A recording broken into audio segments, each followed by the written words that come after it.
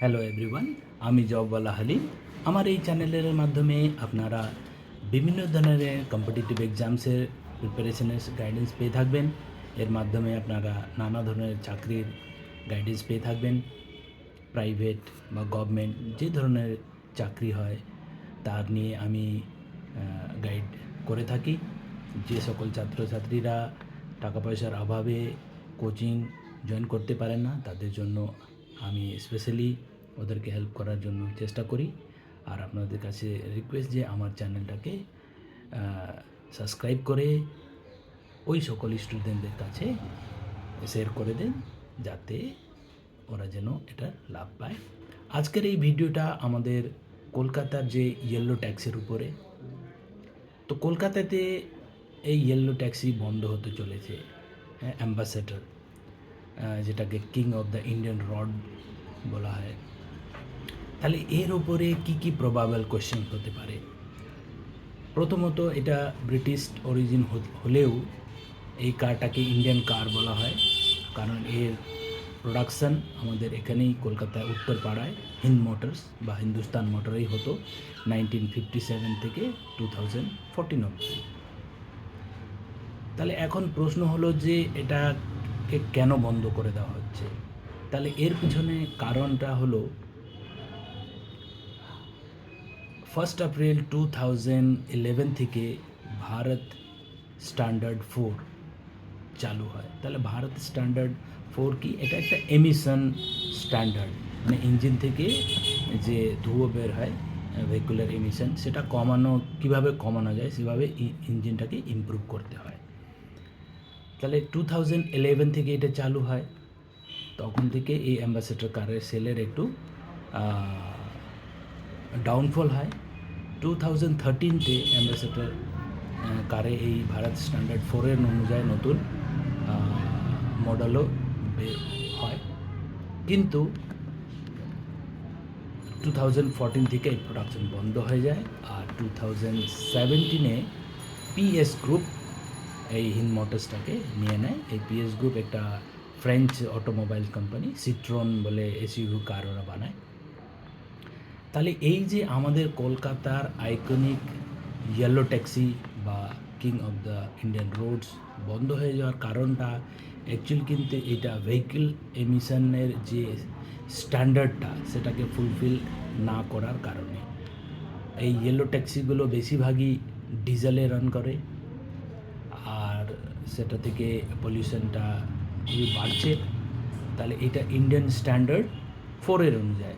এইবার ইন্ডিয়ান গভর্নমেন্টের পলিসি অনুযায়ী 2020 অনওয়ার্ড এই বিএস স্ট্যান্ডার্ড 4-এর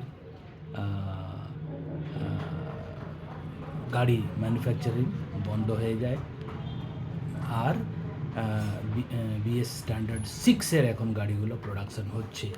তাহলে আস্তে আস্তে ওই বিএস স্ট্যান্ডার্ড 4-এর যে গাড়িগুলোকে বন্ধ করে দেওয়া হচ্ছে, এটাই হলো মেন কারণ। তাহলে যারা আমার চ্যানেলকে দেখেন বা প্রথমবার দেখছেন, তারা হয়তো বুঝতে পারছেন যে আমি এই মেথডটাকে প্রমোট করি যে কিভাবে কারেন্ট অ্যাফেয়ার্সের মাধ্যমে আমরা জেনারেল স্টাডিজের প্রিপারেশন করতে পারি। এই দেখুন, এই ইয়েলো ট্যাক্সি বন্ধ হয়ে যাচ্ছে, এটা একটা নিউজ। অনেকে এটা হয়তো খুবই লাইটলি নেবে, কিন্তু দেখুন তার পিছনে মানে এর একটু ব্যাকগ্রাউন্ডে আমরা গেলে কত ইম্পর্টেন্ট বা খুবই প্রবাবল কোয়েশ্চেন্স চলে আসছে। প্রথমত, অ্যাম্বাসেডরকে বলা হয় king of the Indian road, মানে বলা হতো। এটা ব্রিটিশ অরিজিন হলেও এটাকে ইন্ডিয়ান কার হিসাবেই এটা গণ্য বলা হয়। আর আমাদের কলকাতার উত্তরপাড়ার হিন্দ মোটরস বা হিন্দুস্তান মোটরস এই প্রোডাকশান 1957 থেকে 2014 অবধি হতো। 2017 থেকে এইটাকে ফ্রেঞ্চ কোম্পানি পিএসএ গ্রুপ নিয়ে নেয়। ওরাও অটোমোবাইলস তৈরি করে, যেমন সিট্রন বলে একটা এসইউভি কার আছে, ওরা প্রোডাকশন করে। এর সাথে সাথে এই যে ভেহিক্যাল এমিশন বা পলিউশনকে কন্ট্রোল করার যে স্ট্যান্ডার্ড আছে BS4 BS6 এর উপরেও কিন্তু এটা খুবই প্রবাবল কোয়েশ্চেন্স হয়ে যাচ্ছে। তাহলে এইভাবেই আমাদেরকে যে কোনো কারেন্ট অ্যাফেয়ার্স আমাদের সামনে আসলে আমাদেরকে ভাবতে হবে যে এটার উপরে কী কী প্রবাবল কোয়েশ্চেন হতে পারে, তার ওর একটু আমরা যদি ব্যাকগ্রাউন্ডে ভালো করে স্টাডি করে নিই, তাহলে নিশ্চয়ই আমরা কামিং এক্সামসগুলোতে খুবই কমন কোয়েশ্চেন্স পাবো।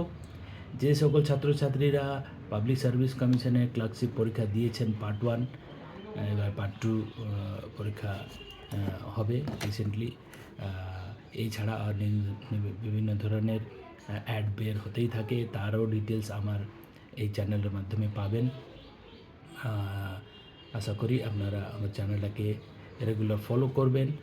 আর আরেকবার রিকোয়েস্ট থাকছে যে আমার চ্যানেলটাকে বেশি বেশি করে শেয়ার করে দেন ওই সকল স্টুডেন্টদের কাছে যারা টাকা পয়সার অভাবে কোনো কোচিং জয়েন করতে পারে না। আমি তাদেরকে নানাভাবে হেল্প করার চেষ্টা করে থাকি। আর আমার এই চ্যানেলের ভিডিওগুলোতে যেভাবে আমি ভিউ পাচ্ছি, লাইক পাচ্ছি, সেটার জন্য থ্যাংক ইউ। আর আশা করি এইভাবেই আপনাদেরকে আমার যা এক্সপিরিয়েন্স সেই অনুযায়ী আপনাদেরকে গাইড করতে পারবো। Thank you.